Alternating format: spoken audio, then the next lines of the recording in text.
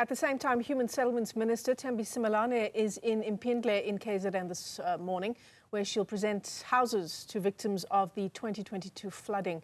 Thousands of people were displaced by torrential rains and landslides, also left over 400 people dead 3 years ago. Newzroom Afrika Silethiwe Ndlovu is there for us. She joins us now live. Silethiwe, as we were talking about earlier, it's about finding homes for people who lost everything in that disaster in KwaZulu-Natal, but also addressing the issue of those who are still being housed in temporary housing.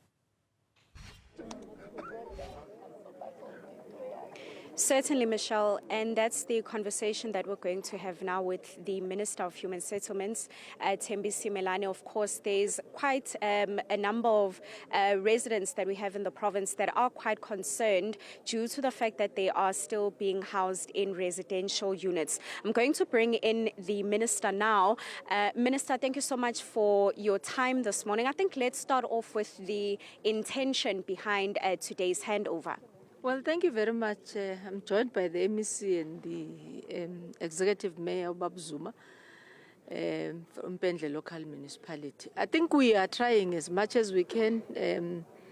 You know, human settlement is a concurrent function. The MEC has been pushing largely on what we have additionally allocated in terms of the eradication of the disaster response, emanating from the disasters of 2020, but 2022 April in particular, where this household was also affected. And we're bringing in the interim what we call temporary residential unit, TRUs. But of course, the contractor is brought by a team which I'm with today to make sure that we also begin to roll out the permanent allocation of the houses that the families so desire. In total, here in the local municipality of Mpendle, in terms of our disaster response, with the 6 that we're handing over today, we will actually be totaling around 246. So the response has been there.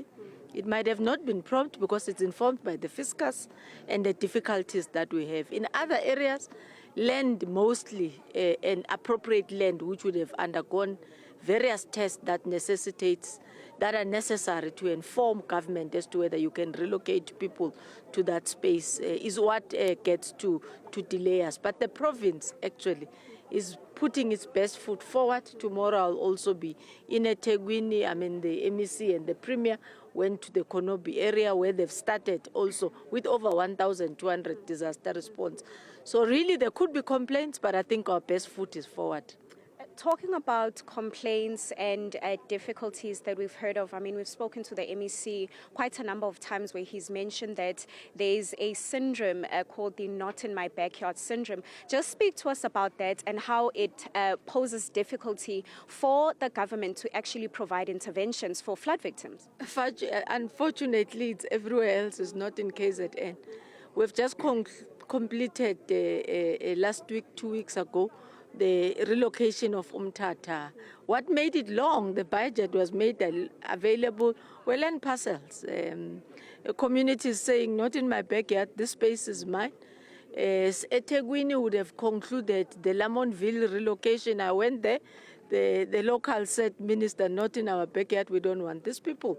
The association which makes it difficult for even municipalities to engage, and it takes time for making our people understand that we all are equal, and government try to prioritize on the basis of disaster and emergency. People will need to be relocated from one area to the other where it is not safe. So, and remember, even you, a person who's being relocated, we start by convincing you. Because you have been born and bred in that space, you actually don't see yourself existing in another space, and you don't want to. And that is why it takes a bit of time. But we're harmonizing our communities. We're enlightening it that you can't, because you're next to a river, say, La manzi ngawam, and nobody else is going to drink. Because you are next to wood and nobody can be, given a desk for a school or whatever. So it's natural resources, including land, that we all own and should equal be the beneficiaries. But we understand as government that it will not be as prompt as that, but it does delay hugely the relocation process of communities. And maybe just looking at flood victims that have recently had to move out of temporary houses where they were being housed. Speak to us about the long-term plan there. I know that the residents that were in the Bayside Hotel are currently being housed at Umbilo, but you also have areas such as Shell Cross, areas such as Montclair, where you find that there's residents that are saying, no, don't bring those residents to this particular area. So what is the long-term plan then for those that are still in temporary shelters? Well, the plan is to find land, find the fiscus to allow us to rebuild. In instances where we have got issues of communities, we engage. Where we have to resort to legal measures, we do that. But we do hope that we don't get into that level. I mean, the mayor of Butterworth, for example, in Numa, where we had the floods just outside OR Tambo, they had identified municipal land, and the community was saying anything that is in this is for us and for us only, those who are neighboring. You can't bring people. Not that they're outside that municipality. They come from that municipality, but because they come from another section, they don't want them in a section that has been identified by the municipality. You engage until people understand, and they understand the responsibility of loving one another. You conscientize them. Why were we raised with the ethos of Ubuntu? But communities who also we need to listen to are those who are saying, we are in highland areas, we've invested in our homes.